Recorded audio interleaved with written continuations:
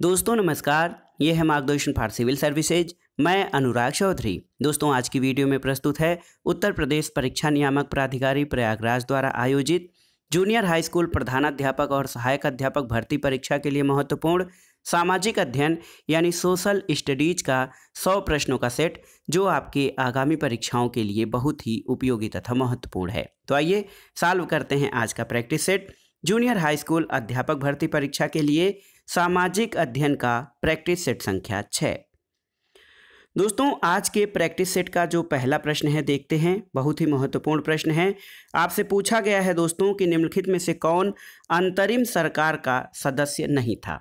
तो आपकी जानकारी के लिए बता दें, 2 सितंबर 1946 को पंडित जवाहरलाल नेहरू के नेतृत्व में अंतरिम सरकार की स्थापना हुई थी और कैबिनेट मिशन योजना के तहत अंतरिम सरकार की घोषणा 24 अगस्त 1946 को की गई थी। दोस्तों लीग के अंतरिम सरकार में शामिल होने के बाद पंडित जवाहरलाल नेहरू, सरदार वल्लभ भाई पटेल, डॉक्टर राजेंद्र प्रसाद, आसफ अली, डॉक्टर जान मथाई, जगजीवन राम, सरदार बलदेव सिंह, गजनफर अली खां, लियाकत अली खां, अब्दुल रब निस्तार और इब्राहिम इस्लाम चुंद्रीगर और सी राजगोपालाचारी और डॉक्टर CH भाभा शामिल थे। इसमें देखिए डॉक्टर भीमराव अंबेडकर शामिल नहीं थे। अगला प्रश्न है दोस्तों, शोम्पेन कहाँ के आदिवासी लोग हैं, आपको बताना है। तो सही उत्तर है शोम्पेन जनजाति अंडमान निकोबार के निकोबार द्वीप में निवास करती है। ऑप्शन बी आपका सही उत्तर है। अगला प्रश्न है, मौलिक अधिकारों का संरक्षक कौन है। तो न्यायपालिका दोस्तों, भारतीय संविधान में जो न्यायपालिका है वो मौलिक अधिकारों का संरक्षक या गार्जियन मानी जाती है। ऑप्शन ए आपका सही उत्तर है। अगला प्रश्न है, निम्नलिखित भारत के राष्ट्रपतियों में कौन दार्शनिक राजा अथवा दार्शनिक शासक के रूप में देखा जाता है। तो उत्तर है डॉक्टर राधाकृष्णन। दोस्तों डॉक्टर राधाकृष्णन भारत के दूसरे राष्ट्रपति रहे और इनको दार्शनिक राजा तथा दार्शनिक शासक के रूप में जाना जाता है। अगला प्रश्न है, कैबिनेट का तात्पर्य क्या है, आपको बताना है। तो सही उत्तर है कैबिनेट स्तर के मंत्री, इससे तात्पर्य कैबिनेट का होता है। कैबिनेट या मंत्रिमंडल प्रधानमंत्री सहित कैबिनेट स्तर के मंत्रियों की परिषद होती है, जबकि मंत्रिपरिषद यानी काउंसिल ऑफ मिनिस्टर्स में प्रधानमंत्री और कैबिनेट स्तर के मंत्रियों सहित राज्य मंत्री और उपमंत्री भी शामिल होते हैं, लेकिन कैबिनेट में केवल कैबिनेट स्तर के मंत्री शामिल होते हैं। अगला प्रश्न है, लोकसभा का अध्यक्ष यानी स्पीकर अपना त्यागपत्र किसे सौंपता है। तो सही उत्तर है लोकसभा के उपाध्यक्ष को। तो सही उत्तर ऑप्शन सी हो जाएगा। लोकसभा का अध्यक्ष अपना जो त्यागपत्र है लोकसभा उपाध्यक्ष को प्रस्तुत करता है। अगला प्रश्न है दोस्तों, सतत विकास लक्ष्यों यानी सस्टेनेबल डेवलपमेंट गोल्स को किस वर्ष तक प्राप्त करने का लक्ष्य रखा गया है। तो ये है दोस्तों 2030। देखिए बहुत ही महत्वपूर्ण है। सितंबर 2015 में संयुक्त राष्ट्र महासभा ने सतत विकास के लिए सतत विकास लक्ष्य यानी SDG अपनाया था, जिसे 2030 तक प्राप्त करने का लक्ष्य रखा गया है। और सतत विकास लक्ष्यों में दोस्तों कुल 17 लक्ष्य शामिल हैं। अगला प्रश्न है, अकबर के काल में महाभारत का फारसी में अनुवाद किसके द्वारा किया गया था। तो सही उत्तर है अकबर ने अपने राजकवि फैजी की अध्यक्षता में एक अनुवाद विभाग की स्थापना की थी और अकबर के आदेश से महाभारत के विभिन्न भागों का रज्मनामा नाम से फारसी में अनुवाद फैजी द्वारा किया गया था। ऑप्शन डी आपका सही उत्तर है। अगला प्रश्न है दोस्तों, निम्नांकित युद्धों का सही कालानुक्रम दिए गए कूट के अनुसार आपको मिलान करना है। पानीपत का तृतीय युद्ध, दोस्तों पानीपत का तृतीय युद्ध 1761 में हुआ था। हल्दी घाटी युद्ध 1576 में, तराइन का द्वितीय युद्ध 1192 में और असीरगढ़ का युद्ध 1601 ईस्वी में हुआ था। तो सही उत्तर आपका हो जाएगा ऑप्शन सी, ए का दूसरा, बी का तीसरा, सी का चौथा और डी का पहला। अगला प्रश्न है, गुड सैमेरिटन किसे कहा जाता है। गुड सैमेरिटन किसे कहा जाता है दोस्तों। तो सही उत्तर है दुर्घटना में घायल व्यक्ति की मदद करने वाले व्यक्ति को गुड सैमेरिटन कहा जाता है। ये बहुत ही महत्वपूर्ण व्यक्ति होता है दोस्तों। गुड सैमेरिटन वह व्यक्ति होता है जो बिना किसी के भुगतान या इनाम की उम्मीद के और बिना किसी विशेष संबंध या जिम्मेदारी के एक अच्छे भाव और स्वेच्छा से दुर्घटना में घायल व्यक्ति को तत्काल सहायता देने के लिए आगे आता है। अगला प्रश्न, सूची 1 का सूची 2 के साथ सुमेलन करना है और दिए गए कूट के आधार पर सही उत्तर का चयन करना है। भारत शासन अधिनियम, दोस्तों भारत शासन अधिनियम 1935 का है, ए का पहला हो जाएगा। क्रिप्स मिशन या क्रिप्स प्रस्ताव जो हैं 1942 के, बी का चौथा। अगस्त प्रस्ताव 1940 और बेबेल योजना 1945 की है। तो इस आधार पर सही उत्तर आपका हो जाएगा ऑप्शन बी, 1, 4, 2 और 3। अगला प्रश्न है दोस्तों, यदि पंचायत भंग होती है तो किस अवधि के अंदर निर्वाचन कर लिए जाने चाहिए या करा लिए जाने चाहिए।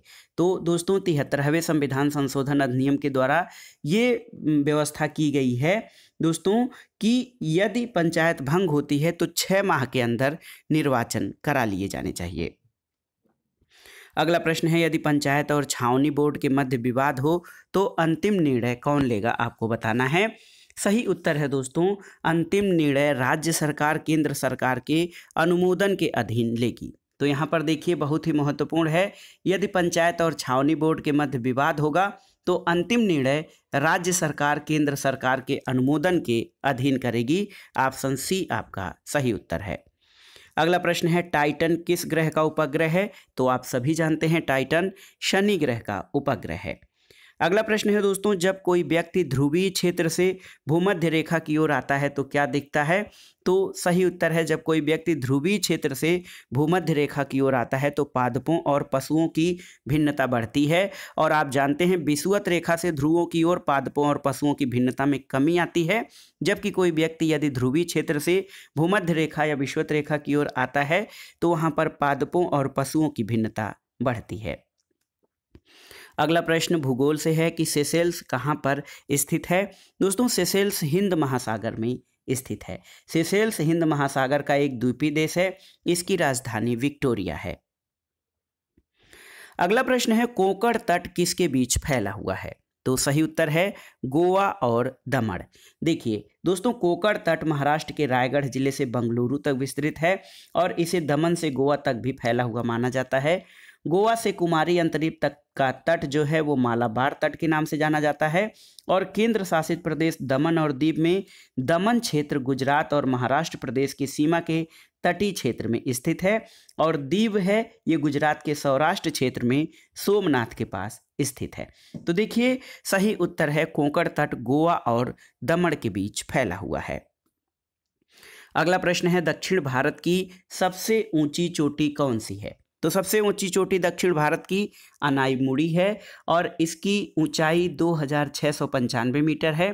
दोदा बेटा नीलगिरी क्षेत्र की सबसे ऊंची चोटी है जिसकी ऊंचाई 2637 मीटर है। तो दक्षिण भारत की सबसे ऊंची चोटी अनाईमुड़ी है और दोदा बेटा की बात करें तो ये नीलगिरी क्षेत्र की सबसे ऊंची चोटी है। अगला प्रश्न है, राज्य के लिंगानुपात का सही आरोही क्रम आपको बताना है। तो यहाँ पर देखिए आरोही क्रम में बिहार, उत्तराखंड, मणिपुर और केरल। तो आप जानते हैं बिहार का लिंगानुपात दोस्तों 918, उत्तराखंड का 963, मणिपुर का 985 और केरल का सर्वाधिक 1084 है। तो ऑप्शन डी आपका सही उत्तर हो जाएगा। अगला प्रश्न है, भारत में कॉफ़ी सबसे अधिक किस जगह उगाई जाती है। तो ये सही उत्तर कर्नाटक हो जाएगा। कर्नाटक में सर्वाधिक कॉफ़ी उत्पादन किया जाता है। अगला प्रश्न है, निम्नलिखित में से किस नदी का उद्गम स्थल भारतीय क्षेत्र में नहीं है। ऑप्शन देखिए दोस्तों, महानदी, ब्रह्मपुत्र, रावी या चिनाब। तो सही उत्तर है ब्रह्मपुत्र। दोस्तों ब्रह्मपुत्र जो है, ब्रह्मपुत्र नदी ये मानसरोवर झील के निकट चेमायुंगडुंग हिमनद से निकलती है जो कि वर्तमान तिब्बत यानी चीन में स्थित है। तो भारतीय क्षेत्र में ब्रह्मपुत्र नदी का उद्गम नहीं, जबकि महानदी, रावी और चिनाब का उद्गम भारतीय क्षेत्र में पड़ता है। अगला प्रश्न है दोस्तों, सूची 1 और सूची 2 का सम्मेलन कराना है।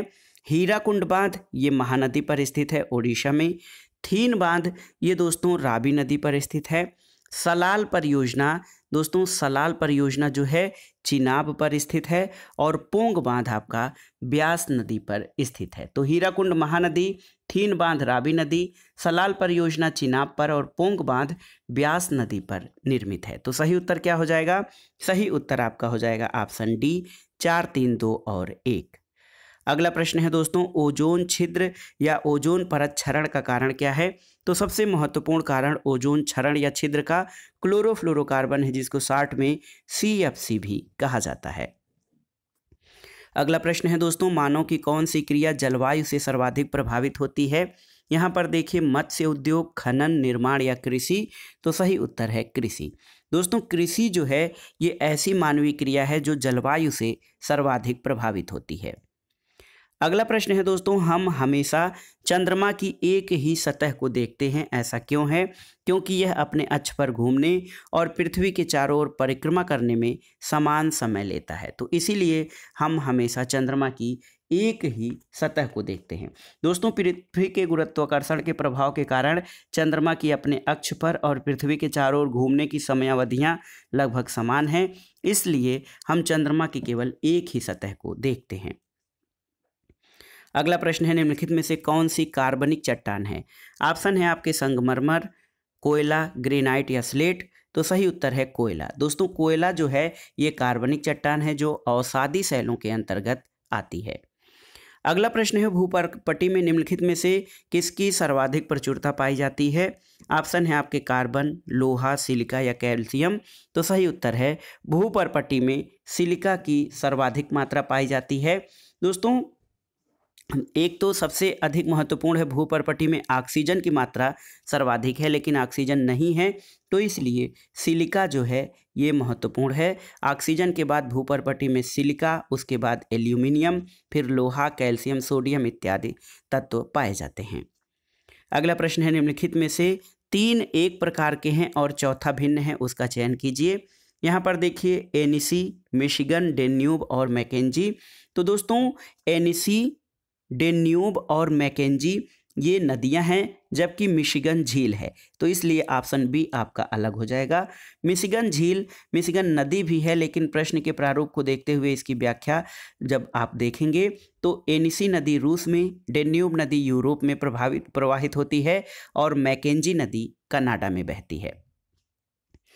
अगला प्रश्न है, कोयला उत्पादन में रूर बेसिन के नाम से विख्यात क्षेत्र किस देश में स्थित है? आपको बताना है। तो सही उत्तर है कोयला उत्पादन में जो रूर बेसिन के नाम से क्षेत्र है ये जर्मनी में स्थित है। अगला प्रश्न देखते हैं दोस्तों, विश्व की 2/3 से अधिक टिन किस देश से उत्पादित होता है? तो सही उत्तर है चीन से। दोस्तों, विश्व का 2/3 से अधिक टिन चीन से आता है और इंडियन मिनरल ईयरबुक के अनुसार 2017 में विश्व के कुल टिन उत्पादन का 27.88% उत्पादन अकेले चीन करता है। अगला प्रश्न है दोस्तों, विश्व में सबसे अधिक कॉफी उत्पादक देश कौन सा है? आपको बताना है। तो दुनिया का सबसे अधिक या सर्वाधिक कॉफी उत्पादक देश कौन सा है? तो सही उत्तर ब्राज़ील है। दोस्तों, ब्राज़ील जो है ये विश्व का सर्वाधिक कॉफी उत्पादक देश है। इसके बाद दूसरा स्थान वियतनाम और तीसरा स्थान इंडोनेशिया का है। अगला प्रश्न है, निम्नलिखित में से कौन सी एक जोड़ी आपकी गलत है? एस्किमो, अलास्का ये सही है। अफ्रीदी, उत्तर पश्चिम अफ्रीका ये आपका सही सुमेलित नहीं है, क्योंकि अफ्रीदी आदिवासी जनजाति पाकिस्तान में सफ़ेद कोह से पेशावर जिले में रहने वाली पख्तूनी आदिवासी जाति है। ये कुशल योद्धा और साहसी होते हैं। पिग्मी कांगो बेसिन में और बेडोनियस अरब के उत्तरी भाग में निवास करते हैं। तो जो जोड़ी गलत है वो है ऑप्शन बी, अफरीदी उत्तर पश्चिम अफ्रीका में नहीं बल्कि पाकिस्तान के सफ़ेद कोह से पेशावर जिले में निवास करते हैं। अगला प्रश्न है, निम्नलिखित में से किसकी नियुक्ति राज्य का राज्यपाल नहीं करता है? ऑप्शन है आपके मुख्यमंत्री, राज्य लोक सेवा आयोग के सदस्य, उच्च न्यायालय के न्यायाधीश या महाधिवक्ता। तो सही उत्तर है उच्च न्यायालय के न्यायाधीश। दोस्तों, भारतीय संविधान के अनुसार उच्च न्यायालय के न्यायाधीश की नियुक्ति उच्चतम न्यायालय के मुख्य न्यायाधीश, उस राज्य के राज्यपाल और उच्च न्यायालय के मुख्य न्यायाधीश के परामर्श पर राष्ट्रपति द्वारा की जाती है, राज्यपाल के द्वारा नहीं। अगला प्रश्न है दोस्तों, हाली पद्धति किससे संबंधित थी? आपको बताना है। तो सही उत्तर है हाली पद्धति बंधुआ मजदूर या बंधुआ मजदूरी से संबंधित है। हाली पद्धति के अंतर्गत बारदोली क्षेत्र में कलिप राज जनजाति के लोगों को उच्च जातियों के यहाँ पुश्तैनी मजदूर के रूप में कार्य करना होता था। अगला प्रश्न है, सूची 1 का सूची 2 से सुमेलन कराइए। बारदोली सत्याग्रह। दोस्तों, बारदोली सत्याग्रह के नेता सरदार वल्लभ भाई पटेल थे। भारतीय किसान विश्वविद्यालय या भारतीय किसान विद्यालय NG रंगा द्वारा स्थापित किया गया था। इसके अलावा दोस्तों यहाँ पर देखिए बंगाल प्रजा पार्टी की स्थापना फजलुल हक के द्वारा और बाकास्त संघर्ष स्वामी श्रद्धानंद सरस्वती से संबंधित है। ऑप्शन बी आपका सही उत्तर हो जाएगा। अगला प्रश्न भी सूची 1 का सूची 2 से सुमेलन कराना है। यहाँ पे कांग्रेस अध्यक्ष और उनके अधिवेशन स्थानों से मिलान करना है। डॉक्टर MA अंसारी ये मद्रास कांग्रेस अधिवेशन के अध्यक्ष थे। दोस्तों MA अंसारी मद्रास कांग्रेस अधिवेशन ये 1927 की अध्यक्षता डॉक्टर MA अंसारी ने की थी। पुरुषोत्तम दास टंडन, देखिए पुरुषोत्तम दास टंडन ने दोस्तों यहाँ पर देखिए नासिक अधिवेशन 1950 की अध्यक्षता पुरुषोत्तम दास टंडन के द्वारा की गई थी। सरोजनी नायडू ने कानपुर अधिवेशन की अध्यक्षता की थी और सुभाष चंद्र बोस ने हरिपुरा कांग्रेस अधिवेशन की अध्यक्षता की थी। तो सही उत्तर आपका ऑप्शन सी हो जाएगा। 3, 4, 2 और 1। अगला प्रश्न देखते हैं, किसने सचिंद्र सान्याल द्वारा स्थापित हिंदुस्तान रिपब्लिकन एसोसिएशन का नाम बदलकर हिंदुस्तान सोशलिस्ट रिपब्लिकन एसोसिएशन कर दिया था? तो सही उत्तर है चंद्रशेखर आज़ाद। दोस्तों चंद्रशेखर आज़ाद के नेतृत्व में 1928 में दिल्ली के फिरोज शाह कोटला मैदान में हिंदुस्तान रिपब्लिकन एसोसिएशन का नाम बदलकर HSRA कर दिया गया था। अगला प्रश्न है, भारत का राष्ट्रपति राष्ट्रीय आपात की घोषणा कर सकता है यदि खतरा हो किसका? बाह्य आक्रमण और सशस्त्र विद्रोह। तो 1 और 3 आपके सही उत्तर हैं। दोस्तों भारतीय संविधान के अनुच्छेद 352 के तहत राष्ट्रीय आपात का प्रावधान है और इस अनुच्छेद के तहत राष्ट्रपति युद्ध, बाह्य आक्रमण और सशस्त्र विद्रोह के द्वारा जो है राष्ट्रीय आपात की घोषणा कर सकता है। अगला प्रश्न है, निम्नलिखित का मिलान कीजिए और सही विकल्प का चयन करिए।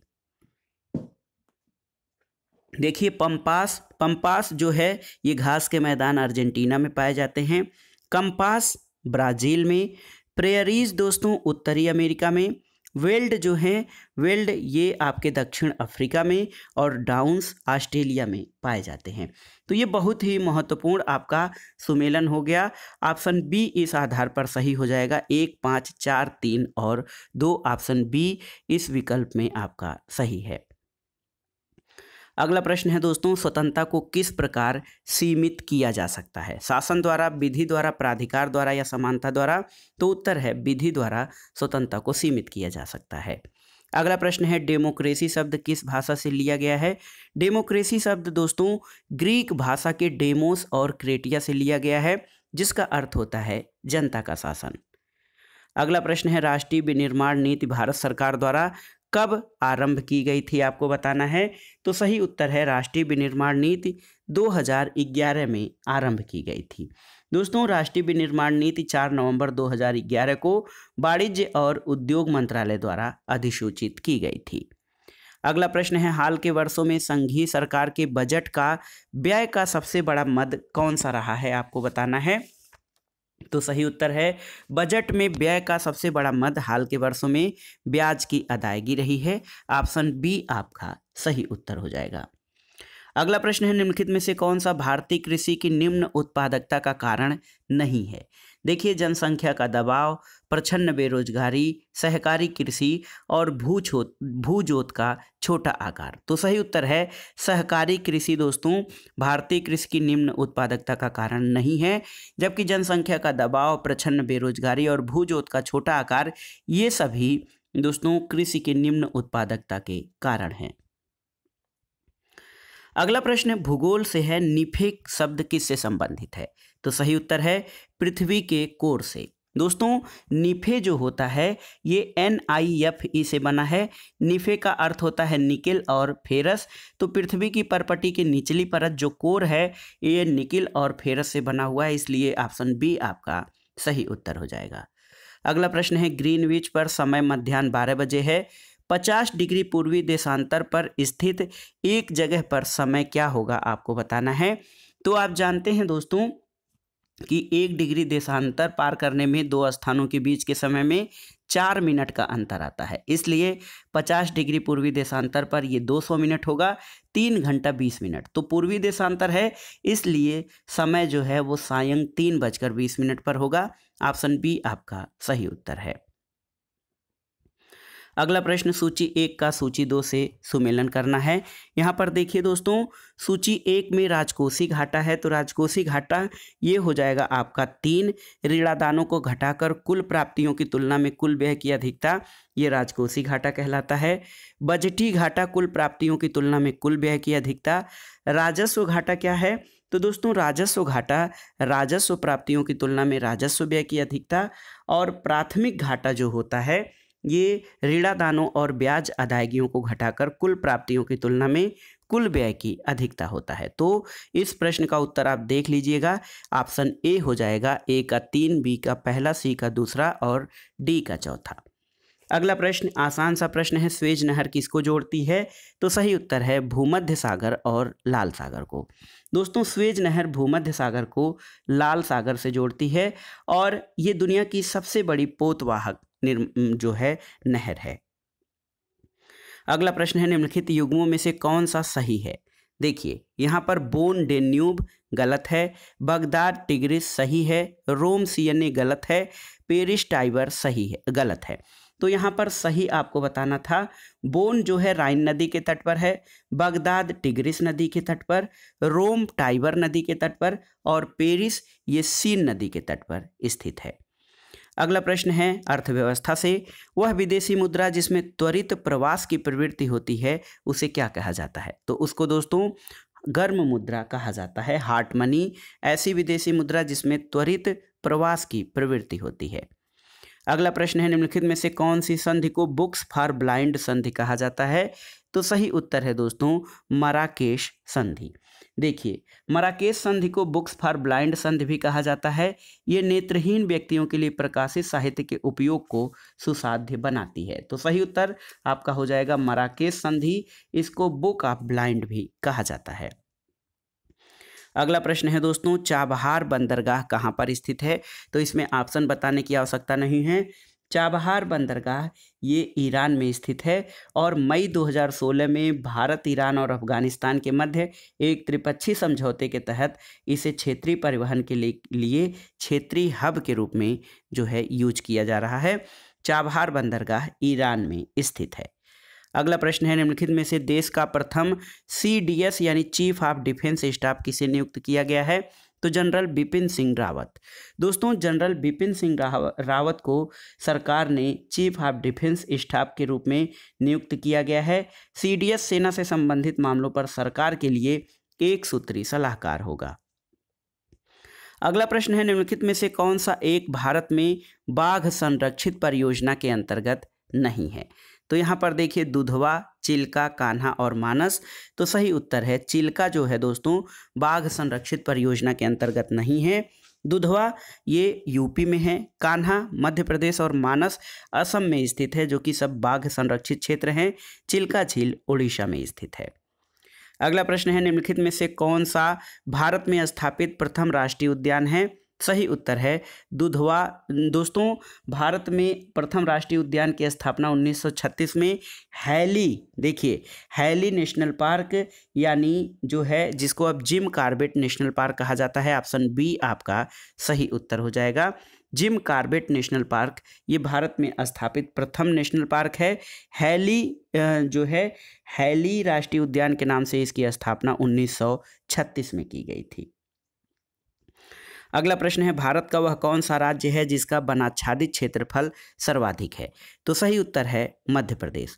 दोस्तों मध्य प्रदेश की बात करें भारतीय वन सर्वेक्षण द्वारा जारी रिपोर्ट के अनुसार तो मध्य प्रदेश सर्वाधिक वनाच्छादित राज्य है। इसके बाद अरुणाचल प्रदेश, छत्तीसगढ़ और उड़ीसा का स्थान आता है, लेकिन प्रतिशतता के आधार पर मिजोरम सर्वाधिक वनाच्छादित क्षेत्र है जहां पर 85% से अधिक वनाच्छादन है। अगला प्रश्न है, रामसर सम्मेलन संरक्षण से किसके संरक्षण से संबंधित था? तो दोस्तों रामसर सम्मेलन ये नम भूमि यानी आर्द्र भूमियाँ या वेटलैंड के संरक्षण से संबंधित था। अगला प्रश्न है रेड डाटा बुक का संबंध किससे है? तो सही उत्तर है विलुप्ति के संकट से ग्रस्त जीव जंतुओं से रेड डाटा बुक का संबंध है। इसको लाल किताब भी कहा जाता है। अगला प्रश्न है दोस्तों, देखिए बहुत ही महत्वपूर्ण प्रश्न है। राजीव गांधी वन्य जीव संरक्षण पुरस्कार किस क्षेत्र में दिया जाता है? आपको बताना है। तो यहाँ पर देखिए वन्य जीवों के क्षेत्र में किए गए विशिष्ट कार्य के लिए शैक्षिक और शोध संस्थाओं को, वन और वन्य जीव अधिकारियों को, वन्य जीव संस्थाओं को, यानी उपर्युक्त सभी को राजीव गांधी वन्य जीव संरक्षण पुरस्कार इनमें से सभी को दिए जाते हैं। अगला प्रश्न है निम्नलिखित में से कौन सही सुमेलित नहीं है? आपको बताना है। बांदीपुर कर्नाटक में है, सही सुमेलित है। राजाजी नेशनल पार्क उत्तराखंड में, सिमलीपाल नेशनल पार्क उड़ीसा में है, ये सब सही सुमेलित है। पिन वैली नेशनल पार्क दोस्तों जम्मू कश्मीर जो दिया है ये आपका सही सुमेलित नहीं है, क्योंकि पिन वैली नेशनल पार्क ये हिमाचल प्रदेश में स्थित है। अगला प्रश्न है निम्नलिखित में से कौन सी बायोडीजल की फसल है? कपास, गन्ना, जटरोपा या आलू? तो सही उत्तर है जटरोपा यानी रतनजोत, ये बायोडीजल फसल मानी जाती है। अगला प्रश्न है यूपी स्पेशल से, उत्तर प्रदेश में कृत्रिम अंग निर्माण निगम कहाँ पर स्थित है? तो सही उत्तर कानपुर में। दोस्तों उत्तर प्रदेश के कानपुर में कृत्रिम अंग निर्माण निगम स्थित है और ये सामाजिक न्याय और अधिकारिता मंत्रालय के अधीन भारत सरकार के तत्वाधान में काम कर रहा है। अगला प्रश्न है दोस्तों, जनगणना 2011 के अंतिम आंकड़ों के अनुसार उत्तर प्रदेश में उच्चतम साक्षरता दर वाला जिला कौन सा है? तो उत्तर है दोस्तों उच्चतम साक्षरता वाला जनपद उत्तर प्रदेश का गाजियाबाद है। अगला प्रश्न है जनगणना 2001 के अनुसार पूछा गया है उत्तर प्रदेश में महिला पुरुष संख्या का अनुपात कितना था?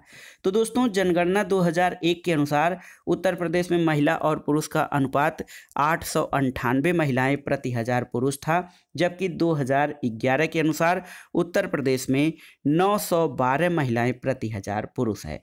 तो सही उत्तर आपका हो जाएगा उत्तर प्रदेश दोस्तों 912 प्रति 1000 2011 की जनगणना के अनुसार लिंगानुपात है। अगला प्रश्न है 2011 की जनगणना के अंतिम आंकड़ों के अनुसार उत्तर प्रदेश के किस जिले में सबसे कम महिला साक्षरता है? तो दोस्तों जनगणना 2011 के अनुसार रामपुर जिले में महिला साक्षरता सबसे कम केवल 46.19% है और उत्तर प्रदेश का सबसे कम महिला साक्षरता वाला जिला 37% श्रावस्ती है, लेकिन यहाँ ऑप्शन में नहीं दिया गया है, इसलिए रामपुर जो है सही उत्तर हो जाएगा। अगला प्रश्न है दोस्तों, हड़प्पा जो है किस नदी के तट पर या किस नदी के किनारे स्थित है? तो सही उत्तर है दोस्तों हड़प्पा रावी नदी के तट पर स्थित है, ऑप्शन सी सही उत्तर हो जाएगा। अगला प्रश्न है कौन सी वह ब्रह्मवादिनी थी जिसने कुछ वेद मंत्रों की रचना की थी? तो सही उत्तर है दोस्तों वो ब्रह्मवादिनी लोपामुद्रा थी जिन्होंने कुछ वैदिक मंत्रों की रचना की थी। अगला प्रश्न है चतुर्थ बौद्ध संगीत या चतुर्थ बौद्ध परिषद किसके शासनकाल में आयोजित हुई थी? तो दोस्तों चतुर्थ बौद्ध संगीत या बौद्ध परिषद कनिष्क के शासनकाल में आयोजित हुई थी और ये दोस्तों कुषाण शासक कनिष्क के राज्यकाल में कश्मीर के कुंडलवन में आयोजित हुई थी। चौथे बौद्ध संगीत की अध्यक्षता वसुमित्र के द्वारा की गई थी और अश्वघोष इसके उपाध्यक्ष बने थे। दोस्तों इसी समय बौद्ध धर्म हीनयान और महायान नामक दो स्पष्ट संप्रदायों में विभक्त हो गया था। अगला प्रश्न है इंडिका का लेखक कौन था? आपको बताना है। तो उत्तर है इंडिका का लेखक दोस्तों मेगास्थनीज था। भारत का नेपोलियन किसे कहा जाता है? तो समुद्रगुप्त को भारत का नेपोलियन कहा जाता है और ये घोषणा दोस्तों इतिहासकार विंसेंट स्मिथ ने अपनी रचना अर्ली हिस्ट्री ऑफ इंडिया में भारतीय नेपोलियन समुद्रगुप्त को माना है। अगला प्रश्न है सूची 1 का सूची 2 से सम्मेलन करना है। इसमें जनजातियां और उनसे संबंधित राज्य को लेप्चा दोस्तों लेप्चा जो है ये सिक्किम पश्चिम बंगाल के कलिंगपोंग जिले में, मारिया जनजाति ये आपका छत्तीसगढ़ में, उराली जनजाति केरल और तमिलनाडु में पाई जाती है और खासी जनजाति मेघालय मणिपुर जम्मू कश्मीर पंजाब और उत्तराखंड राज्य में पाई जाती है। तो सही उत्तर आपका हो जाएगा ऑप्शन सी 2, 3, 4 और 1। एक बार फिर से लेप्चा सिक्किम पश्चिम बंगाल के कलिंगपोंग जिले में, मारिया जनजाति छत्तीसगढ़ में, उराली जनजाति केरल और तमिलनाडु में, और खासी जनजाति आप जानते हैं मेघालय, मणिपुर, जम्मू कश्मीर, पंजाब और उत्तराखंड में पाई जाती है। अगला प्रश्न आपको बताना है निम्नलिखित में से कौन एक संवैधानिक संस्था नहीं है। ऑप्शन है मानवाधिकार आयोग, राज्य का वित्त आयोग, लोकसभा का सचिवालय और केंद्र का वित्त आयोग। तो सही उत्तर है मानवाधिकार आयोग संविधानेतर संस्था है, जिसका गठन मानवाधिकार संरक्षण अधिनियम 1993 के द्वारा किया गया है। जबकि राज्य वित्त आयोग, लोकसभा सचिवालय यानी संसद सचिवालय और केंद्रीय वित्त आयोग, इनका वर्णन संविधान में है। तो ये संवैधानिक संस्थाएं हैं। अगला प्रश्न है जिस समिति ने लोकतांत्रिक विकेंद्रीकरण और पंचायत राज की सिफारिश की, उसका सभापति कौन था। तो ये थे दोस्तों बलवंत राय मेहता यानी BR मेहता। BR मेहता समिति ने दोस्तों त्रिस्तरीय पंचायत प्रणाली की सिफारिश की थी और इस सिफारिश को आधार बनाकर 2 अक्टूबर 1959 में नागौर राजस्थान में पंडित जवाहरलाल नेहरू ने पंचायती राज का उद्घाटन किया था। अगला प्रश्न है सूची 1 का सूची 2 से सुमेलन कराना है और दिए गए कूट के आधार पर सही उत्तर का चयन आपको करना है। यहाँ पर देखिए भीमबेटका शैलाश्रय मध्य प्रदेश में है, शोर टेम्पल तमिलनाडु में स्थित है, हम्पी कर्नाटक में और मानस ये असम में स्थित है। तो इस आधार पर सही उत्तर आपका हो जाएगा ऑप्शन बी 2, 3, 4 और 1। अगला प्रश्न है दोस्तों चालुक्यों की राजधानी कहाँ पर थी, आपको बताना है। तो सही उत्तर बीजापुर कर्नाटक जिले के वातापी नामक प्राचीन नगर का आधुनिक नाम बादामी है और यही 6वीं शताब्दी में चालुक्यों की राजधानी थी। अगला प्रश्न है किसने राष्ट्रकूट साम्राज्य की नींव रखी थी। तो उत्तर है दंतिदुर्ग। दोस्तों राष्ट्रकूट वंश की स्थापना 736 में दंतिदुर्ग ने की थी और दंतिदुर्ग के संबंध में कहा जाता है कि उज्जैनी में उसने हिरण्यगर्भ यानी महादान यज्ञ करवाया था। अगला प्रश्न इतिहास से है कि अशोक का अपने शिलालेखों में सामान्यतः किस नाम से उल्लेख हुआ है। तो सही उत्तर है प्रियदर्शी। दोस्तों अशोक के अभिलेखों में उसे देव नाम प्रिय और देव नाम प्रियदर्शी यानी देवताओं का प्रिय अथवा देखने में सुंदर कहा गया है और पुराणों में उसे अशोक वर्धन कहा गया है। अगला प्रश्न है दोस्तों शून्य का आविष्कार किसके द्वारा किया गया था। तो सही उत्तर है शून्य का आविष्कार किसी अज्ञात भारतीय द्वारा किया गया था। अरबों ने इसे भारत से सीखा था और दोस्तों यूरोप में इसको फैलाया। अरब देश में शून्य का प्रयोग सबसे पहले 873 ईस्वी में पाया जाता है। अगला प्रश्न है मंगोल आक्रमणकारी चंगेज खां भारत की उत्तर पश्चिम सीमा पर निम्नलिखित में से किसके काल में आया था। तो सही उत्तर है इल्तुतमिश। दोस्तों देखिए मंगोल नेता चंगेज खां भारत की उत्तर पश्चिम सीमा पर इल्तुतमिश के शासनकाल में आया था और चंगेज खां के प्रकोप से रक्षा के लिए ख्वारिज्म शाह का पुत्र जलालुद्दीन मंगबरनी सिंधु घाटी पहुंचा। संभवतः चंगेज खां ने इल्तुतमिश के पास अपने दूत भेजे थे कि वह मंगबरनी की सहायता न करे, इसलिए इल्तुतमिश ने उसकी कोई सहायता नहीं की और जब मंगबरनी 1224 में भारत से चला गया तो इस समस्या का समाधान हो गया। अगला प्रश्न है दोस्तों दिल्ली के किस सुल्तान के विषय में कहा गया है कि उसने रक्त और लौह यानी ब्लड एंड आयरन की नीति अपनाई थी। तो सही उत्तर है बलवन। दोस्तों बलवन के संबंध में कहा गया है कि उसने रक्त और लौह की नीति अपनाई और बलवन का राजत्व सिद्धांत जो था उसमें वह सुल्तान को ईश्वर द्वारा प्रदत्त मानता है और दूसरा सुल्तान का निरंकुश होना आवश्यक है। बलवन का मानना था कि सुल्तान पृथ्वी पर जो है ईश्वर का प्रतिनिधि यानी नियामत एक खुदाई है। अगला प्रश्न सूची 1 का सूची 2 से सुमेलन करना है और दिए गए कूट के आधार पर सही उत्तर का चयन करना है। देखिए आदिल शाही जो शासन है वो बीजापुर में स्थापित था, कुतुब शाही गोलकुंडा में, निजाम शाही अहमदनगर में और सरकी शाही जौनपुर। तो देखिए ये बहुत ही महत्वपूर्ण है। बीजापुर में आदिल शाही राजवंश की स्थापना यूसुफ आदिल शाह ने की थी और दोस्तों कुतुब शाही वंश की स्थापना गोलकुंडा में कुली कुतुब शाह ने, निजाम शाही वंश की स्थापना अहमदनगर में मलिक अहमद ने और सरकी शाही राजवंश ने जौनपुर में शासन किया था और इसकी स्थापना यानी सरकी वंश की स्थापना मलिक सरवर के द्वारा की गई थी। सही उत्तर आपका ऑप्शन डी हो जाएगा 2, 3, 1 और 4। अगला प्रश्न है निम्नलिखित में से कौन सही सुमेलित है? तो अद्वैतवाद रामानुजन सही नहीं है, विशिष्टाद्वैत शंकराचार्य सही सुमेलित नहीं है, द्वैतवाद माधवाचार्य ये आपका सही सुमेलित है, द्वैताद्वैतवाद वल्लभाचार्य ये आपका सही सुमेलित नहीं है। देखिए दोस्तों, द्वैतवाद के प्रवर्तक माधवाचार्य हैं, ये आपका सही सुमेलित है। अद्वैतवाद के शंकराचार्य हैं, यहाँ से देखा जाए तो अद्वैतवाद के शंकराचार्य, और विशिष्ट द्वैतवाद के रामानुजाचार्य, यहाँ पर देखिए रामानुजाचार्य हो जाएंगे। और दोस्तों शुद्ध अद्वैतवाद के वल्लभाचार्य हैं और द्वैताद्वैत के प्रवर्तक निम्बार्काचार्य हैं। तो इस आधार पर केवल ऑप्शन सी आपका सही सुमेलित है। अगला प्रश्न है, एक ग्रंथ है शाकुंतलम या अभिज्ञान शाकुंतलम की रचना किसने की? तो प्रसिद्ध संस्कृत कवि कालिदास के द्वारा शाकुंतलम की रचना की गई थी। अगला प्रश्न है, धार्मिक कविताओं का संकलन कुरल किस भाषा में है? तो दोस्तों कुरल जो है तमिल साहित्य का बाइबिल और लघुवेद माना जाता है। तो सही उत्तर ऑप्शन बी हो जाएगा।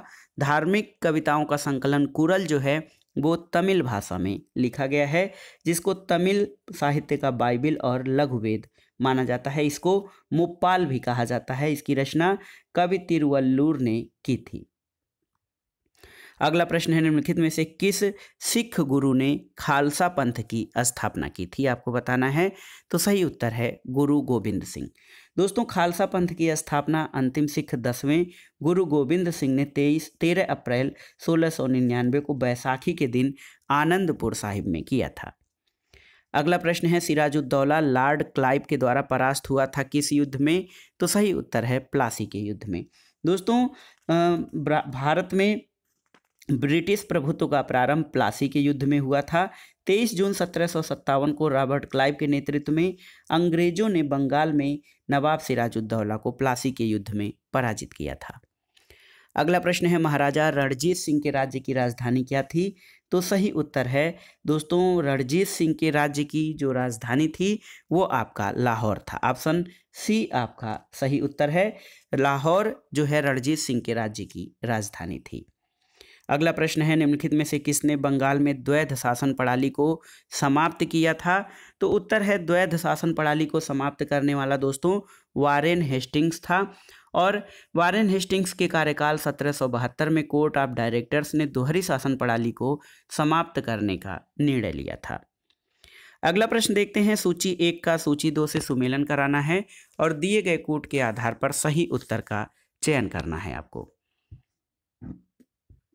देखिए नाना साहब जो क्रांतिकारी थे, इन्होंने कानपुर में विद्रोह का नेतृत्व किया था।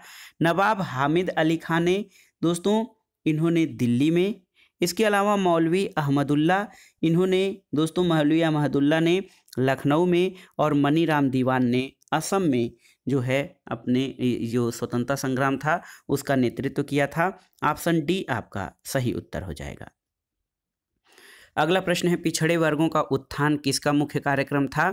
ऑप्शन है प्रार्थना समाज, सत्यशोधक समाज, आर्य समाज या रामकृष्ण मिशन। तो सही उत्तर है सत्यशोधक समाज।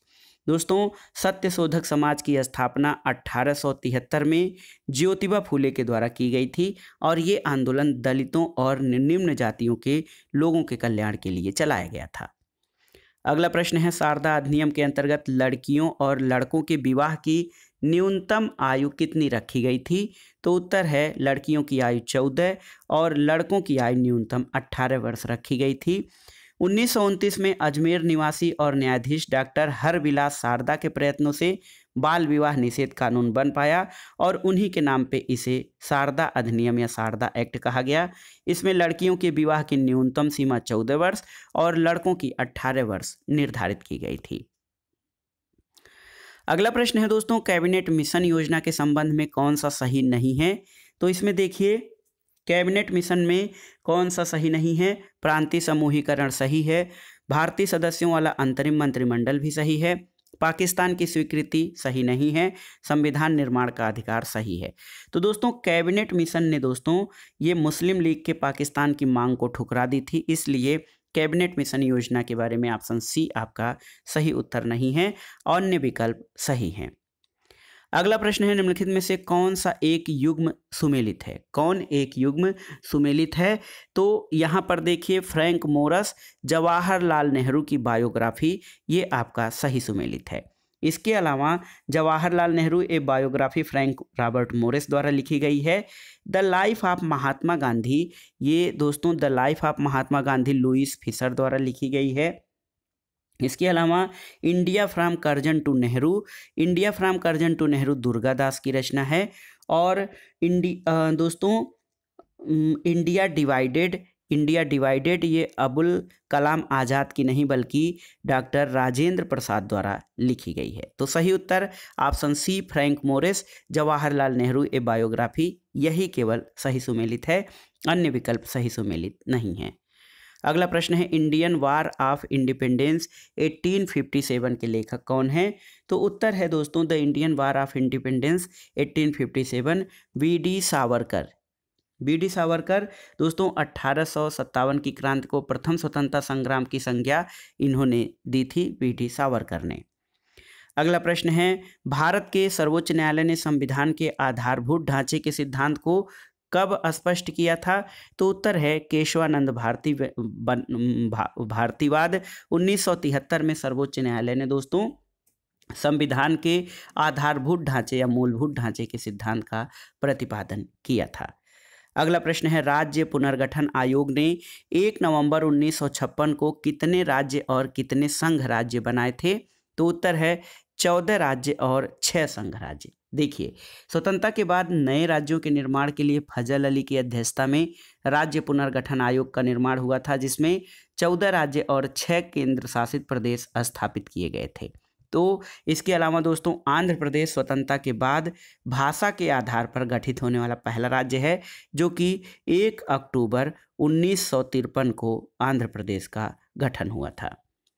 अगला प्रश्न है, निम्नलिखित भारतीय राज्यों का उनके निर्माण के क्रम में आपको व्यवस्थित करना है। इसमें छत्तीसगढ़, अरुणाचल प्रदेश, झारखंड और सिक्किम है। तो दोस्तों छत्तीसगढ़ 1 नवंबर 2000 को बना, झारखंड 15 नवंबर 2000 को, उत्तराखंड 9 नवंबर 2000 को। तो यहाँ पर सही उत्तर हो जाएगा 4, 2, 1, 3। पहले सिक्किम, फिर अरुणाचल प्रदेश, फिर छत्तीसगढ़ और सबसे बाद में झारखंड राज्य बना है। ऑप्शन बी आपका सही उत्तर हो जाएगा। अगला प्रश्न है दोस्तों, सूची 1 का सूची 2 से सुमेलन कराना है। देखिए, ब्लैक रस्ट बीमारी ये गेहूं में लगती है। इसके अलावा स्टेम राट बीमारी जो है ये चावल में लगती है। व्हाइट रस्ट ये सरसों में लगता है और अर्ली ब्लाइट ये आलू की बीमारी है। तो इस आधार पर सही उत्तर आपका हो जाएगा ऑप्शन बी 4, 1, 2 और 3। अगला प्रश्न है दोस्तों, वैश्विक ऊष्मन या ग्लोबल वार्मिंग के परिणाम स्वरूप किसकी बारंबारता और प्रचंडता बढ़ रही है? केवल चक्रवात की, केवल तूफान की, केवल बवंडर की या उपरोक्त सभी की? तो सही उत्तर है ऑप्शन डी। दोस्तों वैश्विक ऊष्मन जो है पृथ्वी के समक्ष सबसे गंभीर चुनौती है और इसके द्वारा इन सभी की प्रचंडता और बारंबारता बढ़ रही है। अगला प्रश्न, और इस प्रैक्टिस सेट का यानी जूनियर हाई स्कूल अध्यापक भर्ती परीक्षा सामाजिक अध्ययन के प्रैक्टिस सेट का 100वां और आखिरी प्रश्न है, गोकक जलप्रपात किस जिले में स्थित है? तो दोस्तों गोकक जलप्रपात जो है या गोकक वाटरफॉल कर्नाटक के बेलगांव जिले में कृष्णा की सहायक घाटप्रभा नदी जो कि कृष्णा नदी की सहायक है, गोकक जलप्रपात इसी पर स्थित है और इसकी ऊंचाई 52 मीटर है। दोस्तों गोकक नाम वहाँ पाए जाने वाले गोकी वृक्षों की वजह से है। तो सही उत्तर है गोकक जलप्रपात बेलगांव कर्नाटक में स्थित है। तो दोस्तों ये था आज का प्रैक्टिस सेट। उत्तर प्रदेश परीक्षा नियामक प्राधिकारी प्रयागराज द्वारा आयोजित Uttar Pradesh added junior high school सहायक अध्यापक और प्रधानाध्यापक भर्ती परीक्षा के लिए सामाजिक अध्ययन का प्रैक्टिस सेट। ये प्रैक्टिस सेट आपके आगामी परीक्षाओं के लिए बहुत ही उपयोगी है, तो आप इसको तैयार कर लीजिएगा। दोस्तों वीडियो आपको कैसा लगा हमें कमेंट बॉक्स में ज़रूर बताइएगा। वीडियो को लाइक करें, शेयर करें और इस चैनल मार्गदर्शन फॉर सिविल सर्विसेज को सब्सक्राइब करें। वीडियो देखने के लिए धन्यवाद दोस्तों, नमस्कार।